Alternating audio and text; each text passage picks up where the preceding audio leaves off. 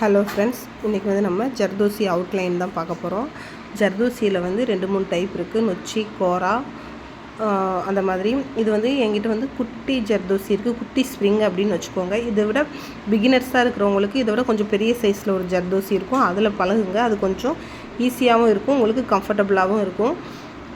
ஜர்தோசி வந்து எப்போவுமே கட் பண்ணுறப்போ வந்து ஒரே மாதிரி கட் பண்ணணும். அன்ஈவனாக இருக்கக்கூடாது, ஈவனாக இருக்கணும். ஓகேவா? இதுக்கு வந்து நார்மல் ஷூயிங் த்ரெட் தான் எடுத்திருக்கோம். நான் சுகர் பீட் நீடிலில் தான் எடுக்க போகிறோம். ஸோ நான் உங்களுக்கு வந்து பிகினர்ஸாக இருக்கிறப்போ என்ன பண்ணுறீங்க அப்படின்னா, இந்த மாதிரி குட்டி குட்டியாக கட் பண்ணி வச்சுக்கோங்க. குட்டி குட்டியாக கட் பண்ணி வச்சு அதை வந்து நீங்கள் போடுங்க. ஆனால் இது குட்டி குட்டியாக கட் பண்ணி போடுறது வந்து கொஞ்சம் டைம் எடுக்கும். ஸோ அதனால் கொஞ்சம் பெருசாக கட் பண்ணி எடுத்துட்டா அதிலேருந்து 1, 2, 3ன்னு அதுலேயே நம்ம வந்து நாட் போட்டு எடுத்துக்கிட்டே இருக்கலாம். புரியுதா? இந்த மாதிரி அந்த மாதிரி நம்ம உள்ளே வளைக்கிறப்போ என்ன ஆகும் அப்படின்னா, அந்த த்ரெட்டு வந்து நீடில் வந்து உள்ளே இறங்கும். ஸோ அதனால் வந்து கஷ்டமாலாம் இருக்காது, நமக்கு ஈஸியாக தான் இருக்கும். நல்லா பொறுமையாக எடுத்துகிட்டு 1, 2, 3 அதுலேயே வந்து உள்ளே ஸ்டிச் பண்ணுற மாதிரி ஸ்டிச் பண்ணி எடுத்துக்கோங்க. புரியுதா? ஒரு ஜர்தோசி எடுத்தோன்னா அதில் ஒரு 3 ஸ்டிச்சாவது போட்டு எடுக்கிற மாதிரி கண்டினியூஸாக போடுற மாதிரி போட்டுக்கிடலாம். மாற்றி போடுற மாதிரி வரும்.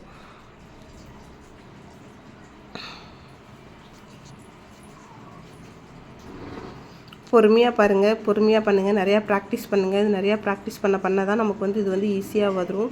இல்லைனா வந்து நமக்கு வந்து ஆரி போடுறதுக்கு கொஞ்சம் ஜர்தோசி ஹேண்டில் பண்ணுறது வந்து கொஞ்சம் கஷ்டமாக இருக்கிற மாதிரி தெரியும்.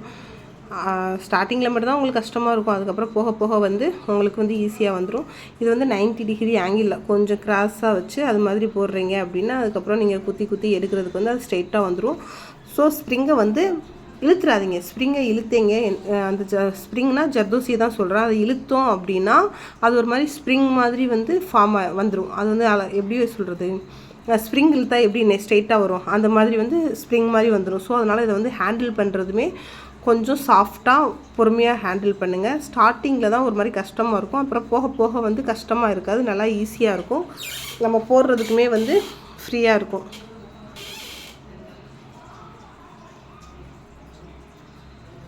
எப்போவும் நாட் போட்டு முடிப்போம் இல்லையா, அது மாதிரி ஒரு நாட் போட்டு முடிச்சிருங்க. முடிச்சுட்டு நான் உங்களுக்கு ஒரு குட்டியாக ஒரு ரவுண்ட் போட்டு அந்த ரவுண்டில் வந்து எப்படி போடணும்னு சொல்கிறத வந்து நான் உங்களுக்கு போட்டு காமிச்சிடுறேன்.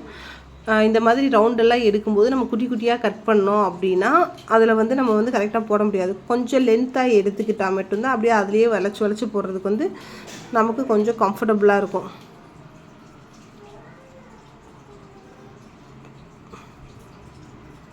எப்போவுமே ஒரு செயின் உள்ளேருந்து த்ரெட் எடுக்கிறோன்னா அதில் ஒரு குட்டியாக ஒரு லாக் போட்டு ஸ்டார்ட் பண்ணால் அது வந்து மூவ் ஆகாமல் கலண்டாமல் நல்லாயிருக்கும். ஸோ அதனால தான் நம்ம வந்து லாக் போட்டுட்டு ஸ்டார்ட் பண்ணுறோம்.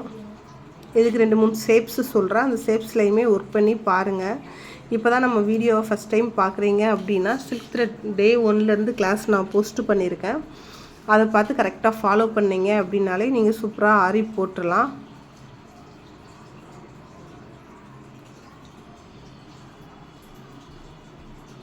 ரொம்ப பொறுமையாக தான் போட்டிருக்கேன், உங்களுக்கு புரியணும்னு சொல்கிறனால. ஸோ அதனால் நீங்களும் கொஞ்சம் ஸ்டார்டிங்கில் பொறுமையாகவே பண்ணுங்கள். அதுக்கப்புறம் வேணால் நீங்கள் வந்து ஸ்பீடாக போட்டுக்கலாம். பழகிருச்சு அப்படின்னா ரொம்ப ஈஸியாக வந்துடும். மறுபடியும் சொல்கிறேன், ஜர்தோசி கட் பண்ணுறது வந்து ஒரே கட்டாக பண்ணணும்.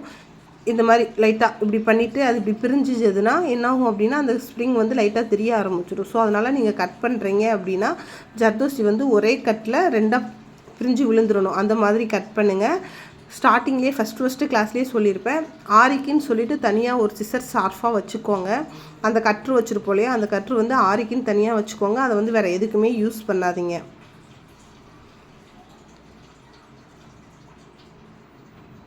ஓகேவா ஃப்ரெண்ட்ஸ்? ஏதாவது டவுட் இருந்தால் நீங்கள் கேளுங்க, உங்களுக்கு நான் எக்ஸ்பிளைன் பண்ணுறேன்.